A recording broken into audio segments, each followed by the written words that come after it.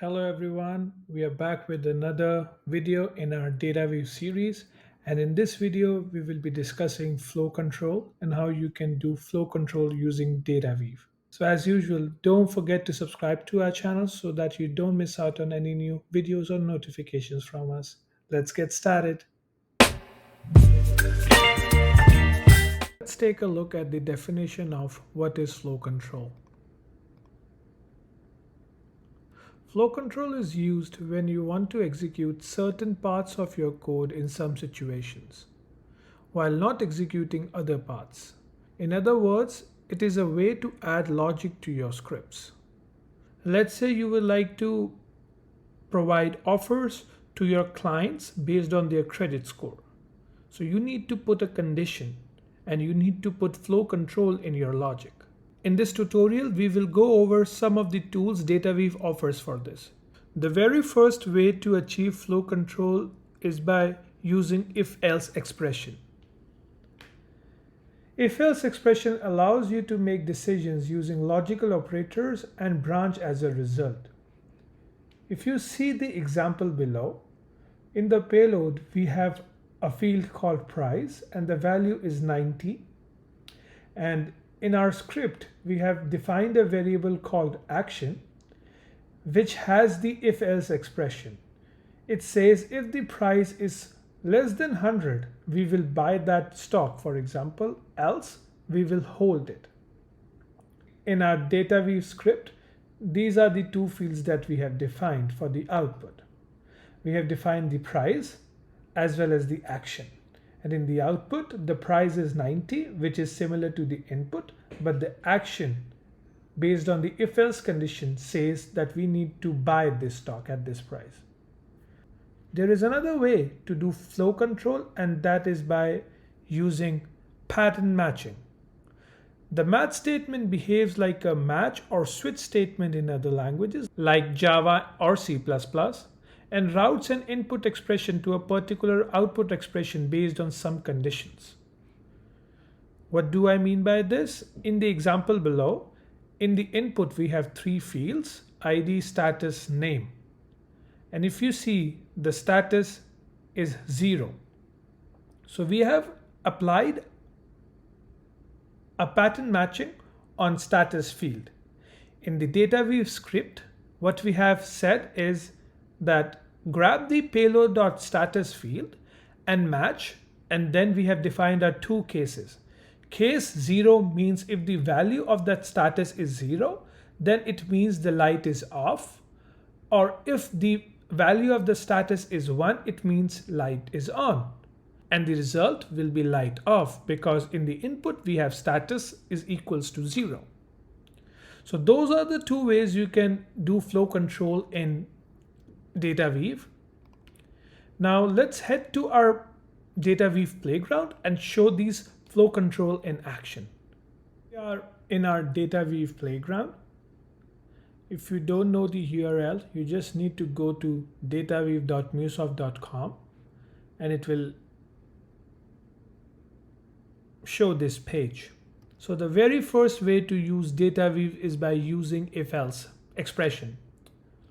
So let's take this example. In the input payload, we have a field called price and the value here is 90. And let's assume that this is a stock price. I will add another field called stock name.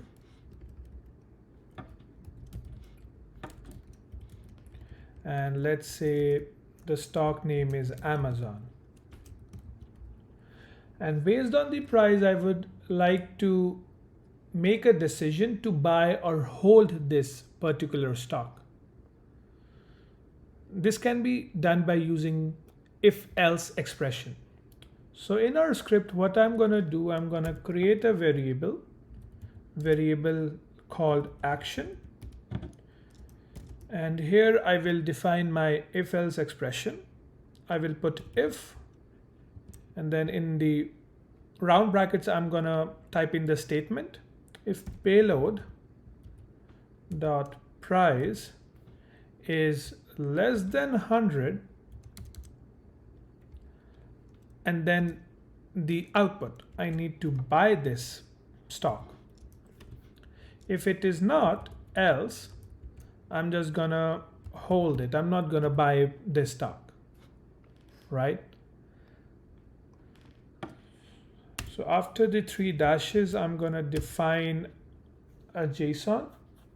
I'm gonna define the field called stock name, which is nothing but the payload.stock name. And I'm gonna define another field called action. Here, this action will tell me whether I need to buy this stock or not. And as you can see, DataWeave helps you by simply telling you what you can use. I can use the variable action that I have defined above. So in the output, as you can see, the action for this particular stock is buy. Let's say if the price is over $100, I'll just add 1 before 9. So now the price is 190. And the action now says that please hold and don't buy this stock. So this is how you can use if-else expression in DataWeave. The other way you can do flow control is by using a match. So let's look at another example of pattern matching. In this case, we have, let's say, 3 fields. Number 1 field is ID, which can be a number. Then we have a status field, which is a number. And then we have another field status, and the value is 0. And let's say we have another field called name, and the value is cabin outdoor light. And based on the status field, I need to make 2 cases. Let's say if the status is 0, it means the cabin outdoor light is light off.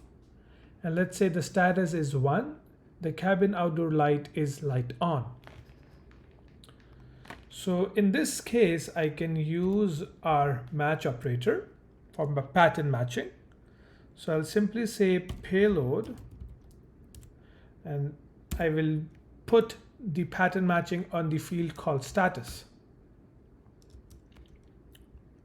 And I'll use the reserved keyword called match. You can see how the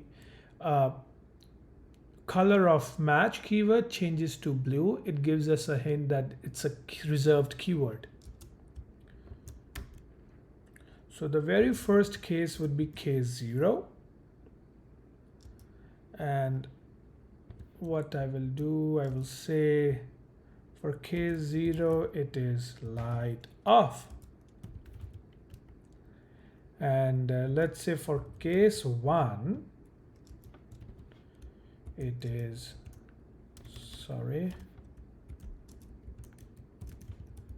light on. So right now the status is 0, that's why the cabin outdoor light is light off. But if I change it to 1, the light will be on. So that's how you can do flow control using DataWeave. If else is highly used in any DataWeave transformation, and I would highly recommend you guys to try it. If you have any questions, please don't forget to comment down below, and we will be happy to assist you guys, and we will see you in the next one. Thank you so much for watching.